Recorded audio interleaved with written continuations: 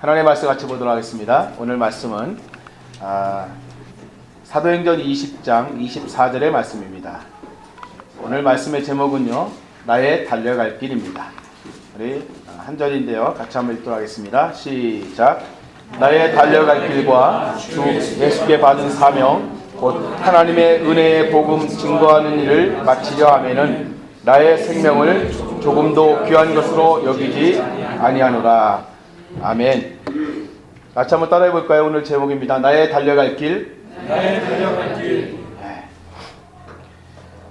마이 레이스라고 아까 보니까 번역을 했습니다. 오늘은 지난주와 좀 달리 조금은 다른 각도에서 하나님의 말씀을 전하려고 합니다.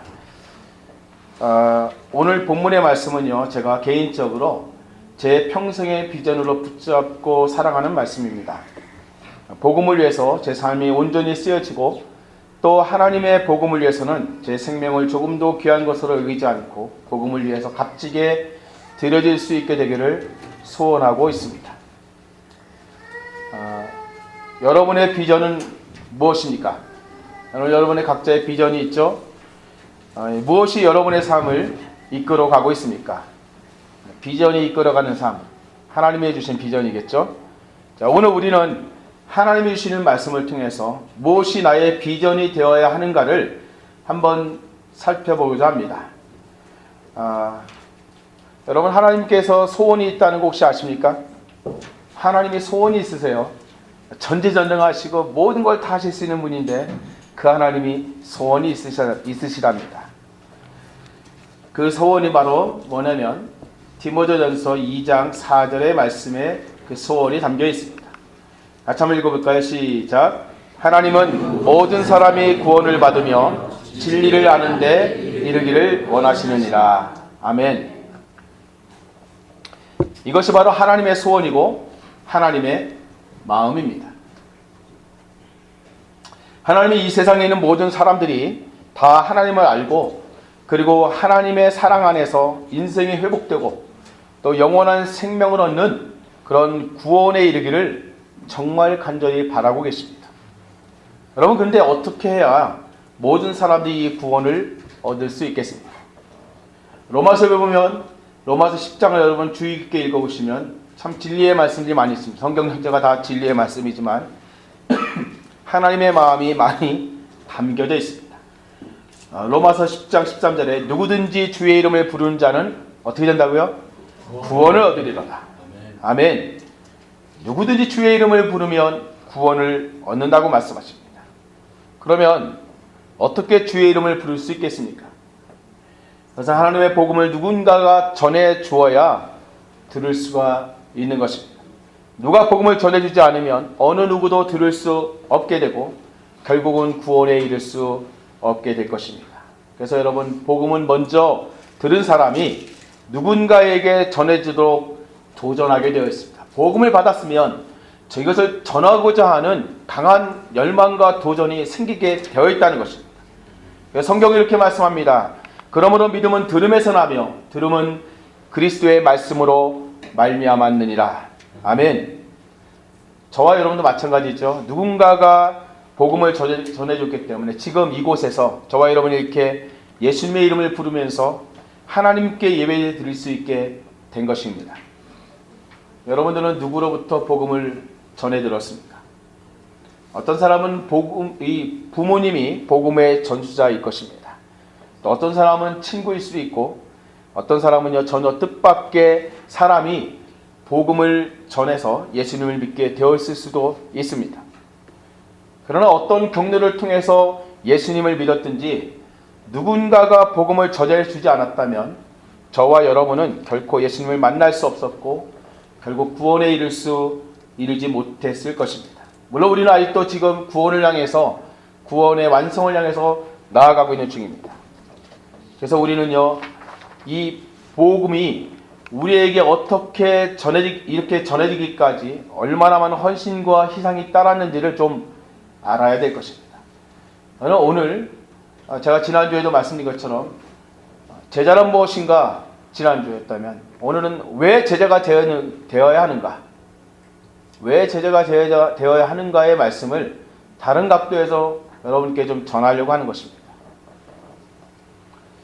여러분, 이러한 희생과 헌신이 우리에게 어떻게 있었던가를 알아야 복음의 소중함을 깨닫고 이 복음을 전하는 일에 우리도 같은 헌신과 희생과 대가를 치르는 일에 나설 수 있게 될 것입니다.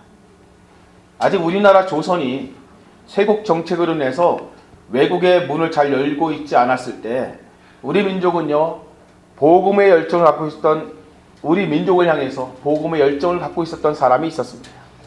그는 영국에서 파송을 받아 중국에 선교사로 갔던 바로 로버트 토마스 선교사입니다.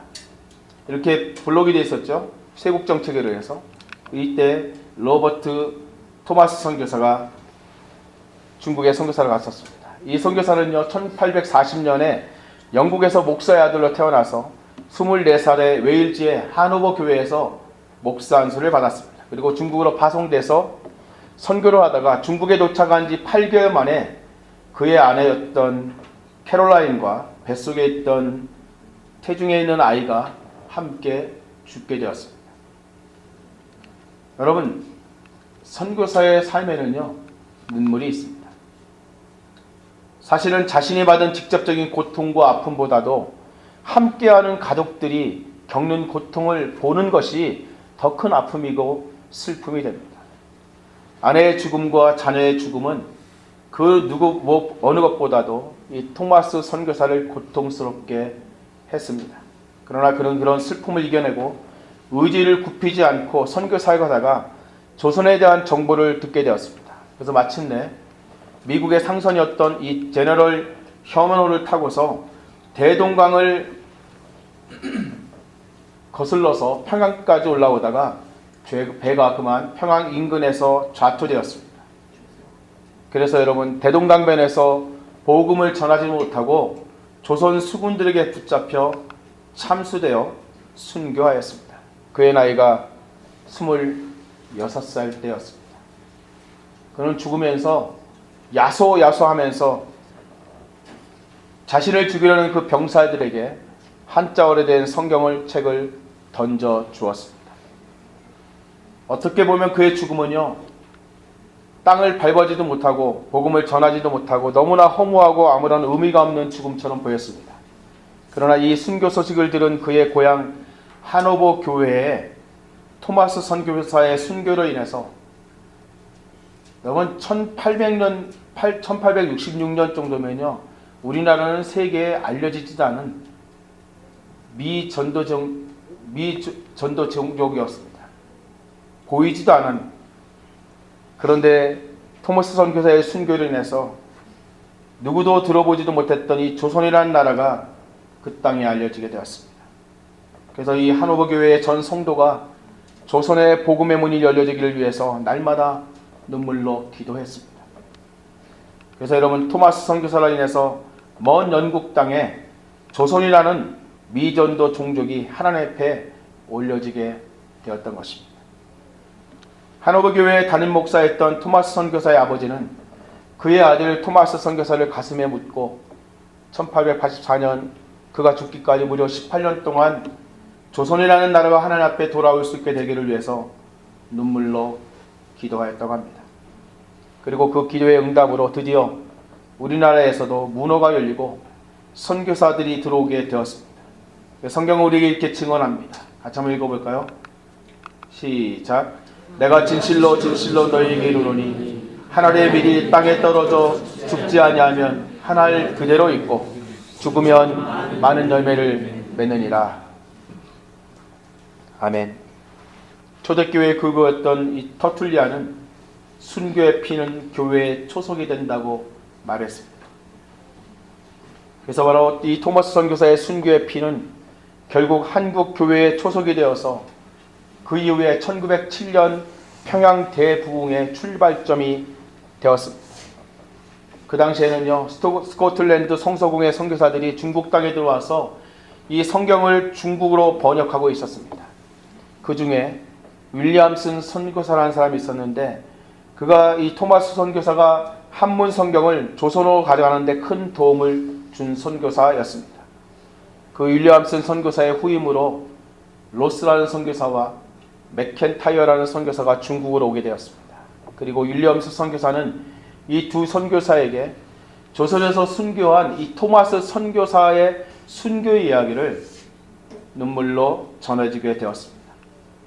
조선민족을 위해서 순교의 피를 흘렸다는 이 토마스 선교사의 얘기를 듣고 로스 선교사와 맥킨타이어 선교사는 자신들도 이 조선민족을 위해서 목숨을 바칠 것을 각오했습니다. 바로 우리 민족을 가슴에 품은 것입니다. 이것이 바로 하나님께서 한오버 교회의 간절한 기도의 응답으로 두 사람의 마음을 조선으로 향하게 했던 것입니다. 당시에는 세국 정책으로 서양인이 조선에 들어갈 수가 없었지만 조선 사람을 만날 수 있는 장소가 있었습니다. 그것은 바로 중국과 이 조선의 국경에 있었던 고려문이라는 곳이 있었습니다. 그래서 로스와 맥킨타이어 이 두 선교사는 고려문에서 조선 사람들에게 복음을 전하려고 애를 썼습니다. 로스 선교사는 그때 한글로 성경을 번역하는 일이 가장 시급한 일이라고 생각했습니다. 조선 사람을 만나서 조선말을 열심히 그래서 배웠습니다. 그런데 그들은요, 함경도 사람들에게서 이 조선말을 배웠기 때문에 모든 그들이 썼던 말들은 함경도 말씨였습니다. 단어로 본다면 내래, 님자는 뭐 이런 거였습니다. 문장이 이렇습니다.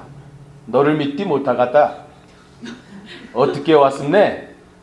걸어왔음네? 맨날 길이나 갔마? 팔스보리 갔매? 다리 아파 뭐 하든 못하겠다. 네 와서 너를 맞아 오갔음매? 이런 말들이었습니다. 이런 말로 성경을 번역했습니다. 그 당시 하나님은 우리 민족에게 이미 세계적으로 뛰어난 글을 만들게 하셔서 성경을 번역하는데 조금도 어렵지 않게 이미 준비해 두셨습니다.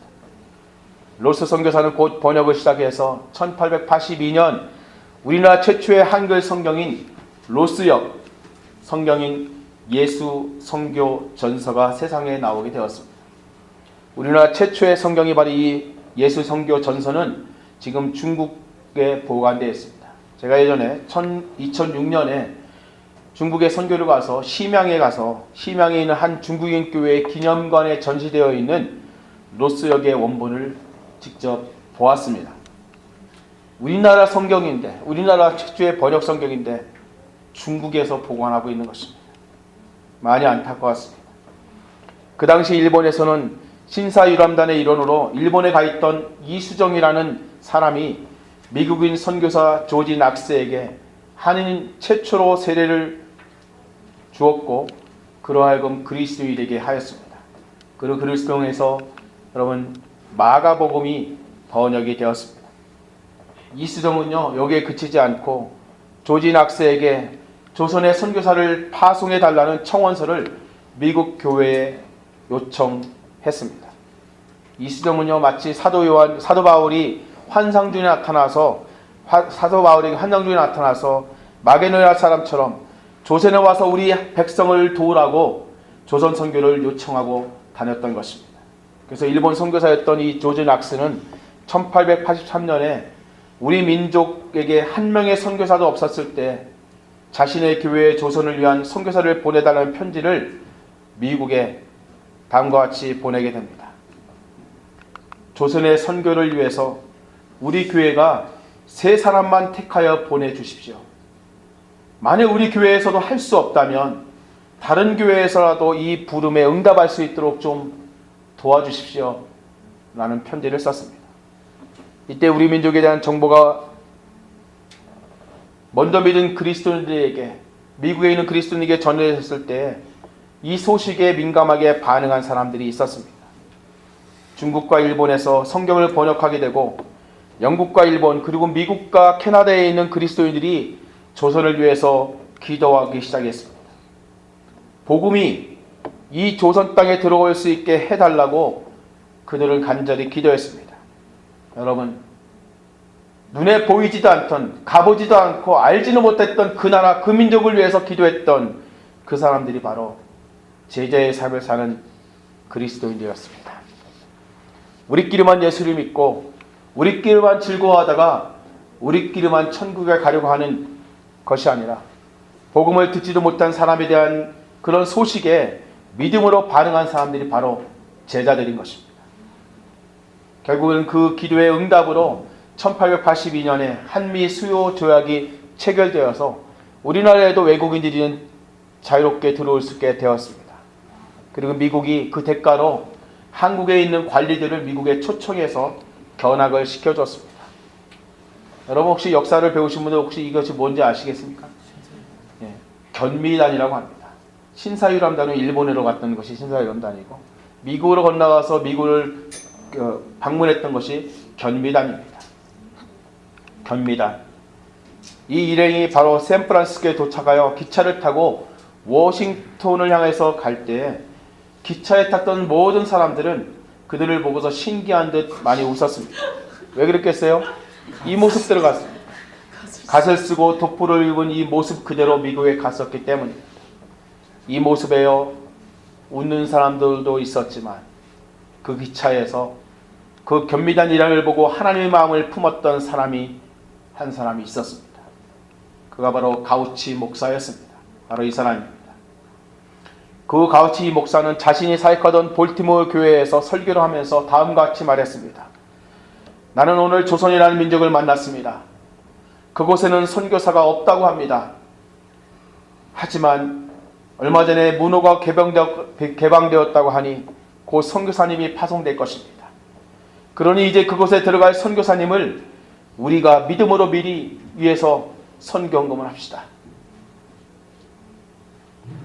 그런데 그 당시에 이 미국 감리교회는 아직 조선에 대한 선교 개혁이 없었기 때문에 반응이 그렇게 시원치 않았습니다. 그래서 가우처 목사는 일본에 있던 이 자신이 알고 있던 맥클레이 선교사에게 편지를 보내서 그로 하여금 빨리 조선에 들어가서 어떻게 하면 효과적으로 조선의 복음을 전할 수 있는지 알아봐 달라고 부탁했습니다. 그래서 이 맥클레이 선교사는 직접 조선에 가서 고종 황제를 아련하고 두 가지 윤허를 받아냈습니다. 그것은요, 병을 고치는 의사와 외국과 조약을 맺고 통상을 할 수 있도록 조선의 엘리트를 교육할 수 있는 영어 선생 3명을 보내달라는 것이었습니다. 비록 포교 활동은 안 되지만 의사와 언어 선생 자격으로 문을 열게 된 것입니다. 여러분, 이 두 가지 소식에 반응한 사람들이 있었습니다. 고종의 부탁을 받고 미국에 이 의사와 언어 선생 3사람을 보내달라는 소식을 전했을 때 반응했던 사람들이 있었습니다. 누가 반응했겠어요? 누가 반응했겠습니까? 선교사들입니다. 왜 그랬습니까? 의사이거나 전문적인 직업을 가진 사람들이 자기의 본국에서도 얼마든지 잘 살 수 있는데 무엇하러 질병과 열악한 환경 가운데 있는 이 미개한 나라에 가서 살려고 하겠습니까? 오직 선교사들만이 그런 환경을 개의치 않고 오직 복음을 위해서 자원하여 가게 되는 것입니다. 그럼 우리는 기도할 때 종종 이렇게 하나님께 구할 때가 있습니다. 그리고 하나님께 사인을 해달라고 좀 부탁합니다. 하나님, 사인해 주세요. 좋은 학교에 좀 입학하게 해주세요. 잘 나가는 좋은 직장 또는 비즈니스를 좀 허락해 주세요. 멋지고 배경 좋은, 그리고 믿음도 좋은 남자, 그리고 또는 예쁘고 주님을 잘 섬기는 자매와 함께 결혼하게 해주세요. 그리고 세계 여행할 수 있고 휴양지에 휴가 갈 수 있고 평안한 노후를 보낼 수 있고 안정적인 재정을 주님 허락해 주세요. 사인해 주세요, 주님. 이렇게 자기 이름을 써서 주님께 청구합니다.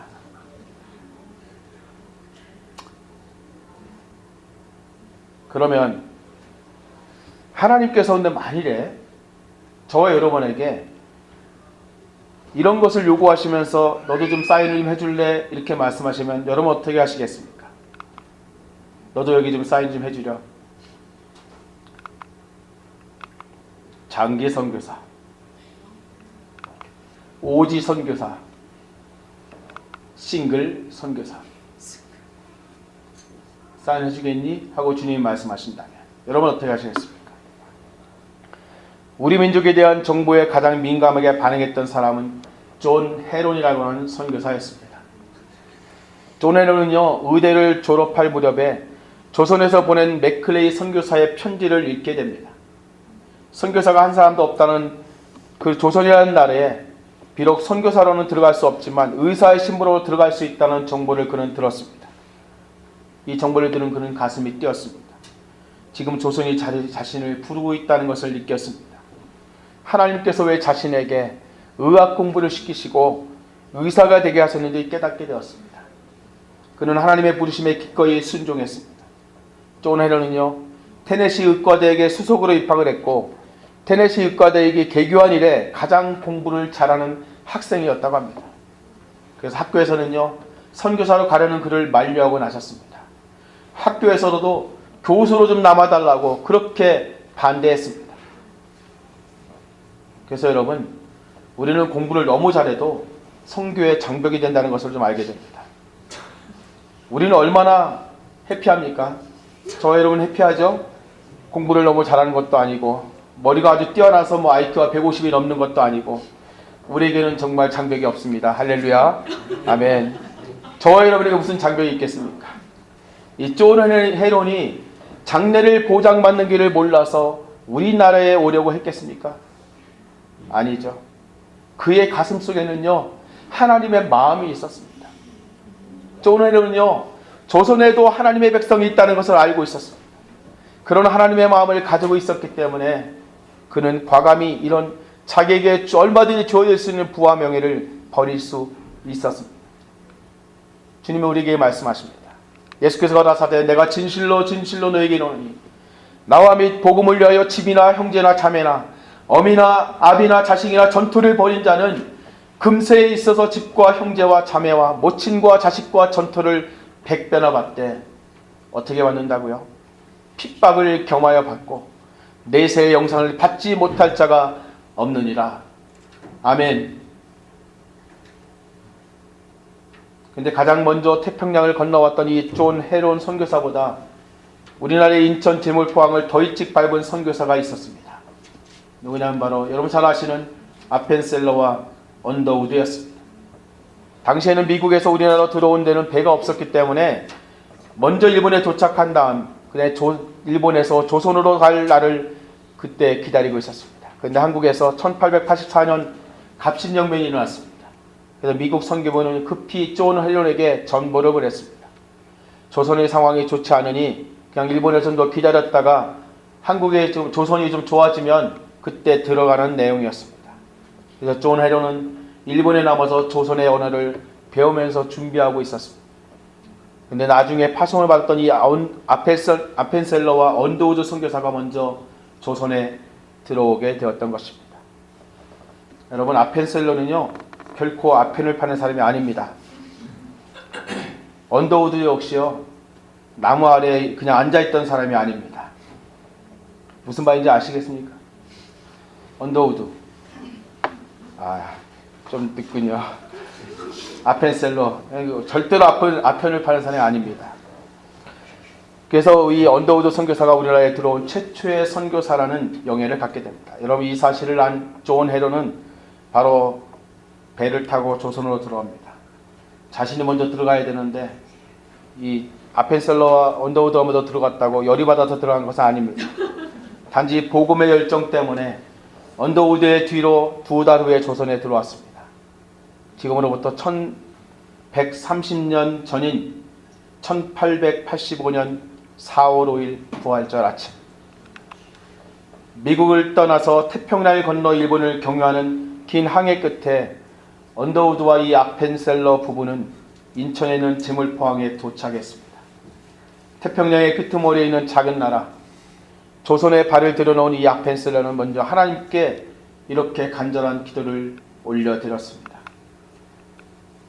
우리는 부활절 아침에 이곳에 왔습니다. 이날 사망의 권세를 이기시고 부활하신 예수님께서 이 백성을 얽어맨 결박을 끊고 자유와 빛을 주시옵소서. 아멘. 근데 그 당시에 미국 공사했던 이 폴크 공사라는 사람이 선교사 신분으로는 입국할 수 없다는 명령을 내려서 아펜셀러 부부는 조선 땅에 발을 내딛지 못하고 일본으로 다시 돌아갔습니다.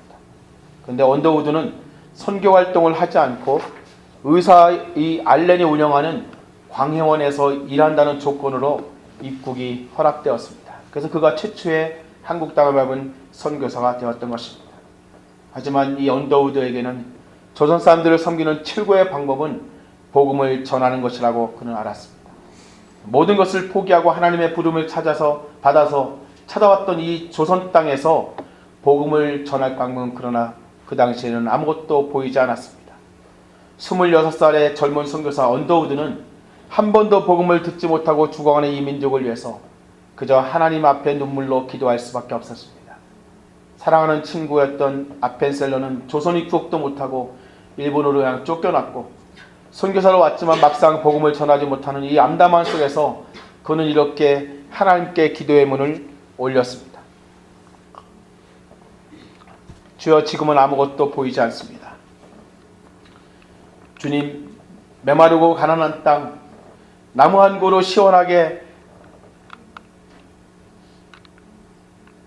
나무 한 그루 시원하게 자라지 못하는 이 땅에 저희들을 옮겨와 심으셨습니다. 그 넓고 넓은 태평양을 어떻게 건너왔는지 그 사실이 기적만 같습니다. 주께서 붙잡아 뚝 떨어뜨려 놓으신 듯한 이곳, 지금은 아무것도 보이지 않습니다. 보이는 것은 고집스럽게 얼룩진 어둠뿐입니다. 어둠과 가난과 인습에 묶여있는 조선 사람들 뿐입니다. 그들은 왜 묶여있는지도 고통이라는 것도 모르고 있습니다. 조선의 마음이 보이지 않습니다. 그리고 우리가 해야 할 일이 보이지 않습니다. 주님, 지금은 황무지 위에 맨손으로 서 있는 것 같사오나 지금은 우리가 서양 귀신 양귀자라고 손가락질을 받고 있사오나 저들이 우리 영혼과 하나님 것을 깨닫고 하늘나라의 한 백성, 한 자녀임을 알고 눈물로 기뻐할 날이 있음을 믿나이다. 지금은 예배드릴 예배당도 없고 학교도 없고 그저 경계와 의심과 멸시와 천대함이 가득한 곳이지만 이곳이 머지않아 은총의 땅이 되리라는 것을 믿습니다. 주여, 오직 제 믿음을 붙잡아 주소서. 여러분, 이 기도는 정말 눈물로 드린 기도였습니다. 그리고 마침내 조선에 온 이 존 헤런은 황실의 병원이었던 제종원을 맡아서 누리민족을 섬기게 되었습니다. 그러나 열정적으로 복음을 전하고 왕진을 다니다가 여러분 전염병을 예방하면서 헌신적으로 우리 민족을 섬겼던 이 존 헤런은 그만 풍토병을 이기지 못하고 쓰러지게 됩니다. 그리고 1890년 7월 26일 우리나라에 온 지 5년 만에 하늘나라로 떠났습니다. 그때 선교사님들이 고종을 찾아가서 존 헤런을 묻을 수 있는 묘지를 달라고 요청을 합니다. 그래서 고종 황제가 존 헤런을 위해서 사대문 밖에 있는 지금의 양화진 땅을 하사하게 되었습니다. 그래서 존 헤런은 양화진 선교사 묘역에 묻힌 첫 번째 사람이 되었습니다. 그때부터 존 헤런은 비롯하여서 이 땅에 와서 복음을 위해서 우리 민족을 섬겼던 선교사님들이 하나둘씩 양화진 땅에 묻히게 되었습니다. 그리고 그것이 지금은요 거기가 선교사 묘역이 된 것입니다.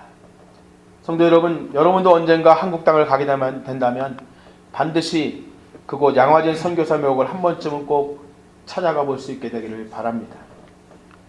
성도 여러분, 복음에는요 희생이 따릅니다. 그래서 주님은 우리에게 이렇게 말씀하고 계십니다. 이에 예수께서 제자들에게 이르시되 아무든지 나를 따라오려거든 자기를 부인하고 자기 십자가를 지고 나를 쫓을 것이니라. 누구든지 제 목숨을 구원코자 하면 잃을 것이요 누구든지 나를 위하여 제 목숨을 잃으면 찾으리라. 아멘. 하지만 여러분, 우리가 목숨을 다하며 복음을 위해 살아가는 것에는 반드시 상이 있습니다. 그것은 우리를 위해서 예비된 의의 면류관이라고 말씀합니다. 같이 한번 읽어볼까요? 시작. 내가 선한 싸움을 싸우고 나의 달려갈 길을 마치고 의의 면류관이 예비되었으므로 주 곧 의로우신 재판장이 그날에 내게 주실 것이니 내게만 아니라 주의 나타나심을 사모하는 모든 자에게니라. 아멘. 여러분, 죽음까지도 두려워하지 않고 복음을 전했던 이 땅의 선교사들은 우리에게 지금 우리의 주님의 음성이 담긴 메시지를 저와 여러분에게 던져주고 있습니다. 조선 땅에 왔던 선교사들은요, 사도 바울이 고백했던 그대로 하나님의 복음을 증거하는 것을 사명을 알고 자신들의 삶을 아깝지 않게 바쳤던 것입니다. 그들에게는 전혀 다른 언어와 음식과 문화와 더럽고 냄새나는 열악한 환경과 극심한 더위와 추위, 폐렴과 이질과 풍토병 같은 각종 질병들, 그리고 가족들, 특히 아내와 남편과 사랑하는 아들, 딸들이 어린 나이에 죽음을 당하고 심지어는 자신의 목숨까지도 잃는 죽음의 앞에서도 예수 그리스도의 복음 증거 앞에서 아무런 장애가 되지 않았습니다. 오히려 그들은 이렇게 고백하고 있습니다. 오늘 본문의 말씀입니다. 나의 달려갈 길과 주 예수께 받은 사명, 하나님의 은혜의 복음 증거하는 일을 마치려 하면은 나의 생명을 조금도 귀한 것으로 여기지 아니하노라. 아멘. 성도 여러분, 왜 이들이 이런 삶을 살았습니까? 왜 이들이 이런 삶을 마다하지 않고 살았습니까?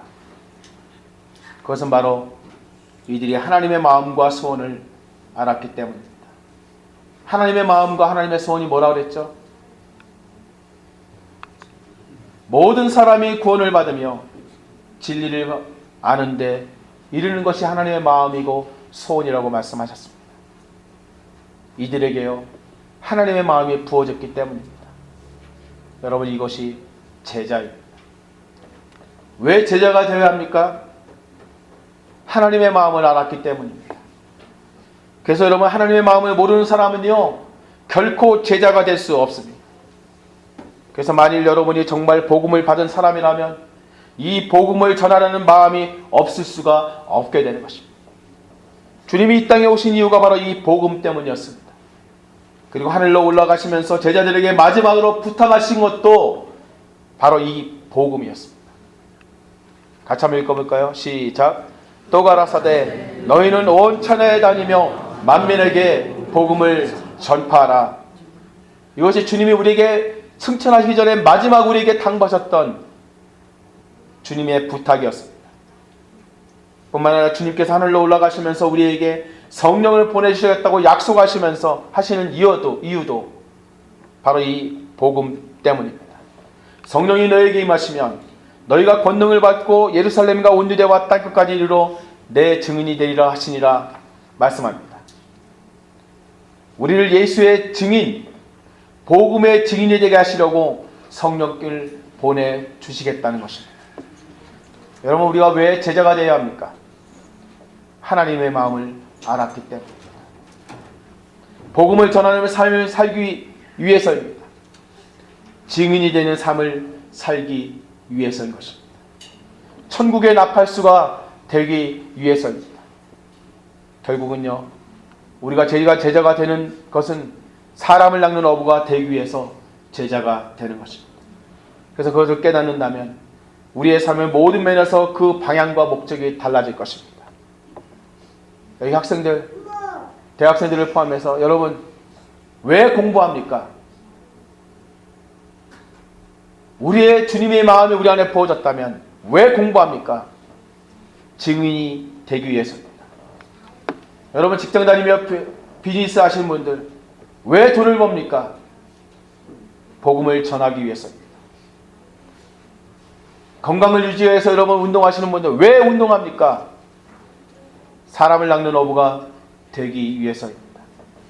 그래서 여러분, 더 열심히 운동하고 더 열심히 공부하고 더 열심히 돈을 버는 것입니다.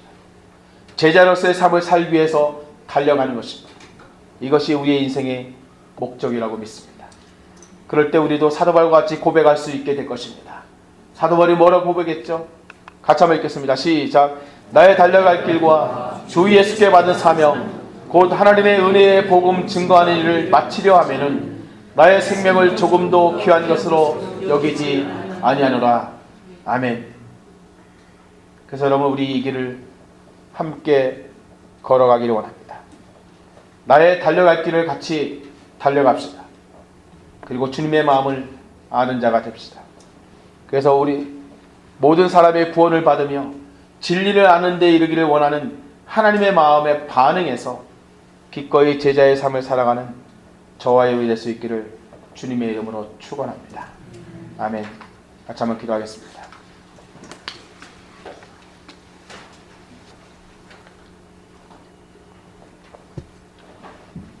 여러분은 지금 어디로 달려가고 있습니까? 내가 지금 어디를 향해서 나아가고 있습니까? 오늘 주님 우리에게 말씀합니다. 나의 달려갈 길과 주 예수께 받은 사명, 하나님의 은혜의 복음 증거한 일을 마치려 하면은 나의 생명을 조금도 귀한 것으로 여기지 않겠다고 말씀합니다. 저 여러분이 달려갈 길이 어디입니까? 무엇입니까? 어디로 달려갑니까? 왜 달려갑니까? 이 시간에 주님, 내가 달려갈 이유가 있는데 그것은 바로 주님의 마음이 내 안에 부어졌기 때문입니다. 내가 공부하는 이유도, 돈을 버는 이유도, 생존하는 이유도, 운동하는 이유도, 건강을 유지해야 될 이유도 하나님, 내가 주님의 제자로서 복음을 전하며 하나님의 마음을 탐하는 자로서 하나님의 마음을 시원케 하며 기쁘시게 하는 그런 삶이 될 수 있기 원합니다. 고백하며 기도할 수 있기 원합니다. 하나님, 내가 목적 있는 삶 살 수 있게 도와주옵소서. 제자로서의 삶을 살 수 있도록 도와달라고 기도하기 원합니다. 기도하겠습니다. 하나님,